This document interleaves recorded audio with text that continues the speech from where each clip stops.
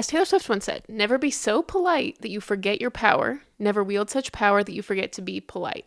Now, this video is for everyone, but this video is especially for people who feel that they have not stepped into their power. Second guessing themselves, overthinking, pausing so much before they speak, then not speaking, saying things and not standing on it, overly criticizing themselves, being excessively self-critical, filled with self-doubt, and contorting yourself to fit into others' perception of you. And so by the end of this video, what I want you to do is to be in touch with that feeling of internal power that you have and to really understand that it's not a bad thing. So what I want to get into today is what I'm calling the power versus politeness fallacy and the stories that we tell others about ourselves.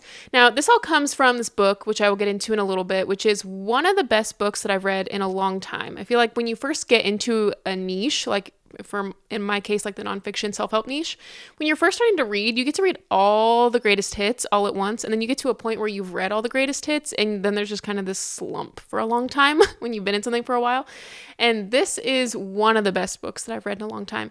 It is packed with research. She worked with Adam Grant, a researcher at, I believe it was Stanford and Cornell. And this is some of the most fascinating research that I've read in a long time, especially for people who are wanting to claim more of their power, especially if they're worried about not being nice about it or being a bad person if they do that. Now, a quote that I heard recently that really stuck with me before I get into the graphs that are behind here is, if you don't know your definition of success, you will always feel like a failure, because if you don't know exactly what you're hitting at, it just feels like you're missing all the time. And there might be times when you are hitting it, but you just didn't realize that was your definition of success. And so you just constantly feel like a failure. And a lot of times, if we are not intentional about what our definition of success is in any given interaction, we just subconsciously go into it with the motivation, I just want people to like me. And we make a lot of decisions based on, I just want people to like me. And I don't know that that is the best definition of success that we could possibly go into things with. So let me show you the fallacy behind this chart. Now, when we go into interactions with just this vague goal of wanting people to like us, a lot of times we commit this fallacy, which is seeing warmth and assertiveness as opposite ends of a continuum. Now, in her book, she kind of talks about that we don't have a word that really accurately depicts these ends of the spectrum. So when I use the word warmth, it really is all of these things: kindness, agreeableness, courteousness, charitable, sympathetic, appreciating, soft-hearted. And assertiveness especially is encapsulating more than just assertiveness, but it's kind of the best word that she had to use. So it's dominance, competence, being organized, industrious, firm, self-confident, ambitious, and unself-conscious. So these words here are what she technically calls social functioning. Like, basically, are you good at social functioning? And these words over here, are you good at task functioning? But a lot of times if we see these as a continuum, if I want someone to perceive me as more warm, I might downplay my accomplishment. So if someone gives me a compliment, I might say, oh no, that was nothing really. No, it was just the team.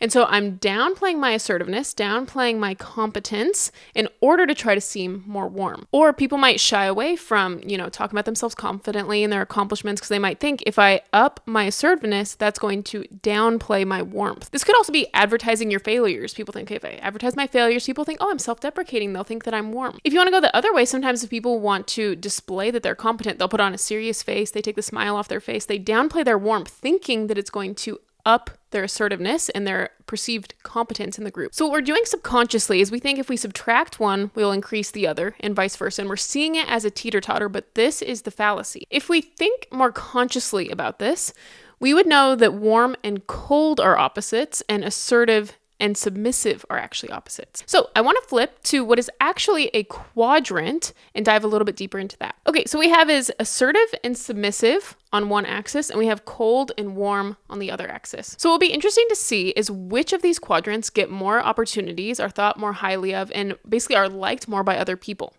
So maybe you could take a guess. Is it people who are assertive and cold and submissive, submissive and warm, assertive and warm? So the most liked group and given the most opportunities is people who are both assertive and warm, which really demonstrates why it is not beneficial to us to think of those two things as a continuum where we need to subtract one to get the other. We do not need to subtract, we need to add. Okay, now which one do you think is most liked and gets more opportunities? The option is submissive and warm. Now we're on the cold end of the spectrum, in polite people. So the question is, do you want someone cold who's assertive or someone who's cold who's submissive? And the answer is cold and submissive does better. And what I find so interesting about this is, first, and last place are in the assertive category, which is just very fascinating to me. So one thing that I found really interesting is in the book, they kind of outline different behaviors that you might categorize as assertive versus warm, different ways to do things. So for example, smiling is thought of as warm. Humor is thought as both assertive and warm. You're kind of asserting yourself, it's kind of bold, but also, you're kind of getting some camaraderie going. Eye contact is thought of as assertive and warm. Initiating interactions is thought of assertive and warm. Meeting in person is thought of as assertive and warm. So basically what the author advocates for is as much as you can, do both as much as you can. It doesn't have to be in big ways, even in a sentence. She gave this example that I really liked of someone was asking a woman if she wanted to run for president. And so she answered in such a way that was both assertive and warm. And so I'll read it. It says, "Do I hold it as an ambition? Absolutely. And even more importantly, when someone asks me if that's my ambition, I have a responsibility to say yes for every young woman, every person of color, every young person of color who sees me and decides what they're capable of based on what I think I'm capable of." And so she was talking about how that's a brilliant response because it's at once assertive. It says, I want to be president. This is what I want to do. But it also demonstrates warmth. And it's saying, I'm doing this for these people. And it's bringing everyone in. So she was talking about, in as much as you can, tell your story in that way. She also gives even just like little things. If you see someone you haven't seen in a while and say, oh, how have you been? How was your week? We miss opportunities to craft stories about ourselves intentionally. A lot of times we might just think of, oh, I had a car problem, so I had to go take it in or something. And it's not intentional. It's not crafting an intentional story. There were lots of great things that happened in your week. There were lots of things that we could say are mini accomplishments that happened in that week, but we're just not telling them, not being assertive. So to use these moments more intentionally, to say, when someone says, how are you doing? To be able to say, oh, it was a great week. My team did such a fantastic job. We pulled together this huge fundraiser. I did this, and we all pulled together, and it was so fun being part of such a meaningful cause. Just saying something like that, where it's warm because you're talking about your team and this cause, but it's also talking about like, I accomplished this thing.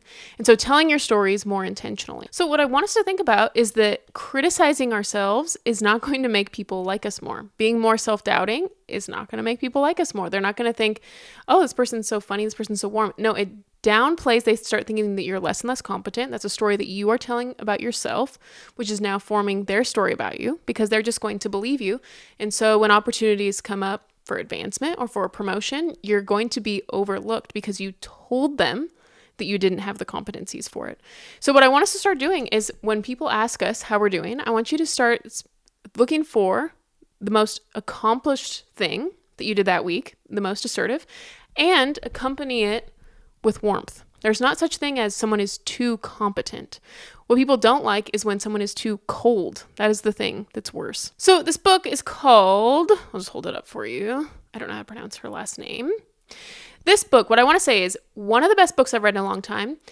It has a wrapping, a little luster of 2016 girl boss feminism, which we've moved beyond, but that is the theme of this book nonetheless. Also, the cuss words in the self-improvement books, big theme, big fad 2016. I really wish that one would just go. It's not unique anymore. But despite the theme that was kind of put on top of the book, the meat of the book is incredibly interesting. There's tons of anecdotes that I didn't go over.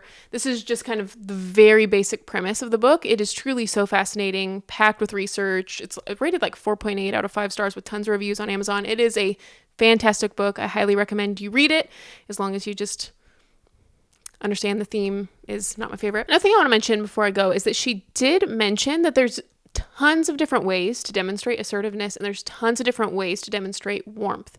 So, if you were to type in how to be more warm or whatever, you'd probably get certain things as like smiling. She's talking about people that bring cookies to the office, like things like that. And she was saying that you don't have to do that. There are thousands of ways to demonstrate warmth, thousands of ways to demonstrate assertiveness, and you can find the specific way that works for you. Like for me, I'm not going to be the baking cookies,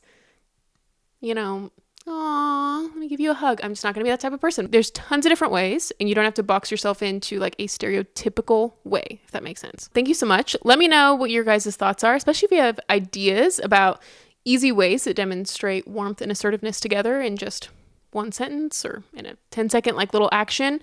Just little ways that people can demonstrate that. I'm really interested to know what you guys think. Thanks so much for watching. I'll see you in the next one. Bye.